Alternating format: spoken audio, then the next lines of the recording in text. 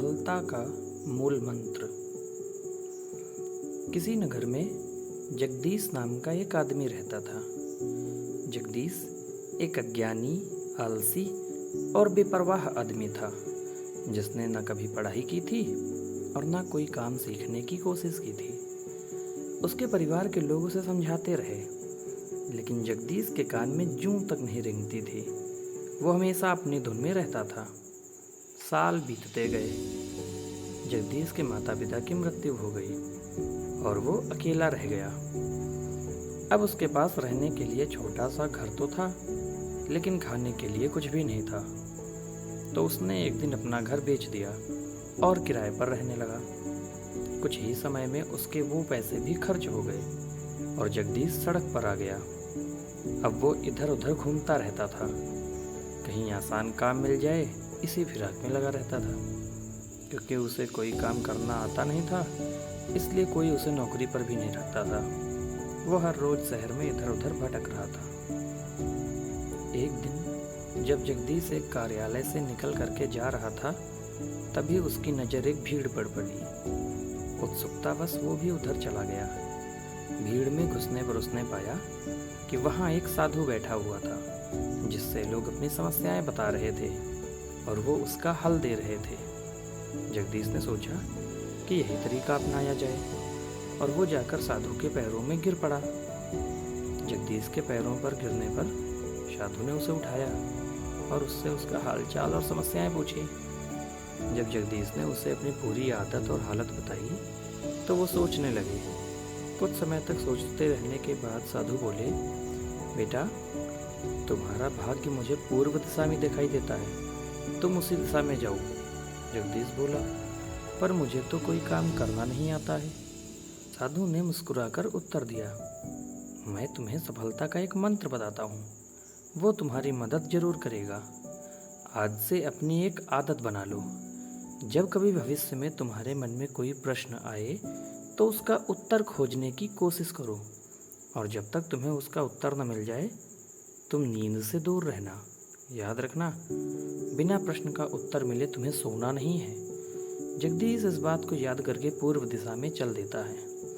उस समय म्यांमार देश में राजकुमारी कृतिका का राज्य था। जब जगदीश उस देश में पहुंचा, तो उसे पता चला कि राजकुमारी ने अपना स्वयंवर रखा है, जिसमें वो गरीब से गरीब आदमी से शादी कर सकती हैं।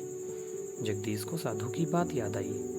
उसने सोचा, शायद यही वो भाग्य है जिसके बारे में साधु महाराज बात कर रहे थे।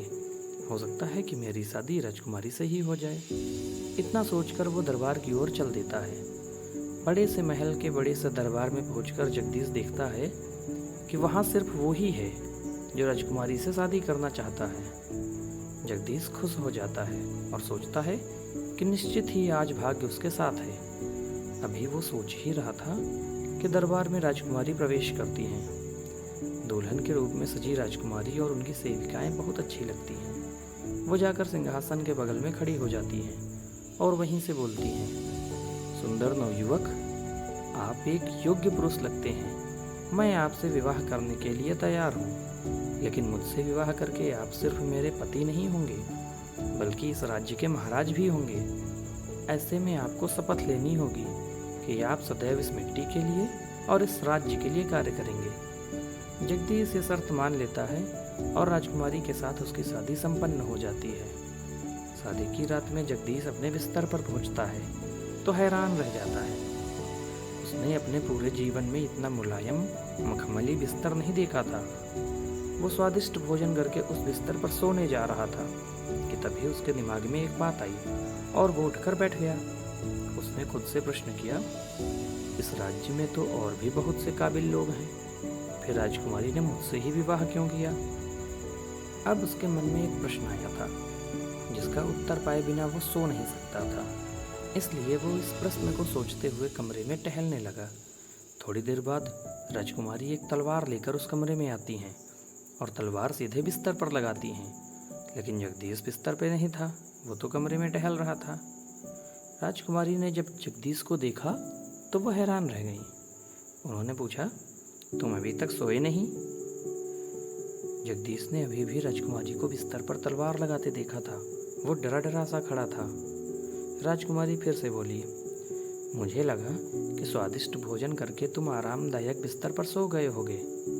जगदीश को कुछ भी समझ नहीं आ रहा था। इसने सुर खुजाया और राजकुमारी को देखा और बोला, आप मुझे मारने वाली थी?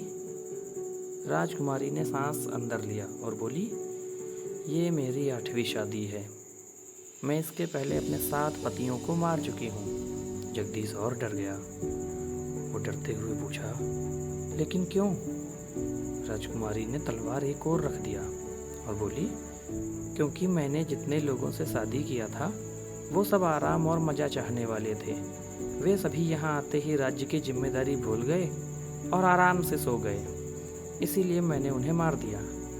केवल वही आदमी जो राज्य के लिए अपनी खुशी और मज़े को भूल जाए, वही इस राज्य का राजा बन सकता है। फिर राजकुमारी मुस्कुराती है और आकर जगदीश का गाल सहलाती है और बोलती हैं, लेकिन तुम नहीं सोए, बल्कि यहाँ मेरा इंतजार कर रहे थे। यानी तुम दूसरों की चिंता करते हो, इसीलिए तुम इस राज्य के सच्चे राजा बनने योग्य हो।